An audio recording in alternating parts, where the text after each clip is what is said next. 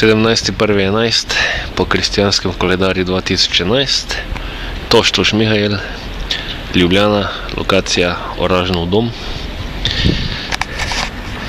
Na zgradbi sicer piše dijaški dom, ampak gre za študentski dom, kjer bivajo študentje in morda tudi študentke medicine. Za študentke nisem povsem prepričan. Ta prispevek pa delam zato, ker imam osebno izkušnjo s tistim znamenitim, rečemo temu znamenito legendo, kako bruce v tem študentskem domu, bruce medicine v prvem letu dobesedno podjebavajo in kjer preživi torturo Oražna, tisti je potem sprejet v naslednje generacije, ki potem seveda tudi bruce nadalje izkorišča. In vprašanje je, koliko je kaj takega, takšno početje dobesednega poniževanja in kretenizma. Sam sem ga videl na lastne oči, enkrat je to bilo.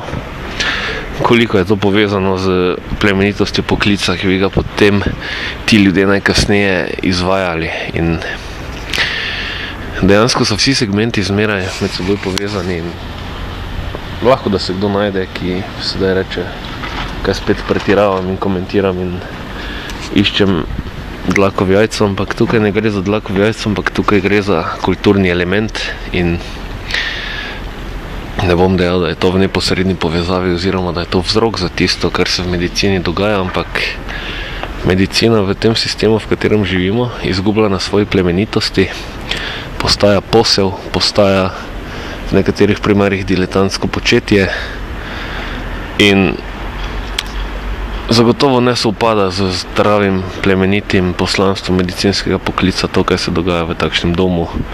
Poniževanje, podjebavanje, se opravičujem na uporabi teh besed, ampak lepših za to ne najdem. In skoraj da bestialno obračunavanje z nekaterimi ljudmi. Treba je spremeniti življenjski pogled, treba je spremeniti pomeni oplemenititi v dobro življenjsko kulturo in skrbeti za izgradnjo in ohranjanje družbe blaginje, ne pa družbe rasula. Kajti korak do rasula je morda še 1, 2, 3, pot do družbe blaginje je pa glede na trenutno situacijo kar dolga. In prej, ko se je bomo lotili, prej bomo prispeli v blaginjo.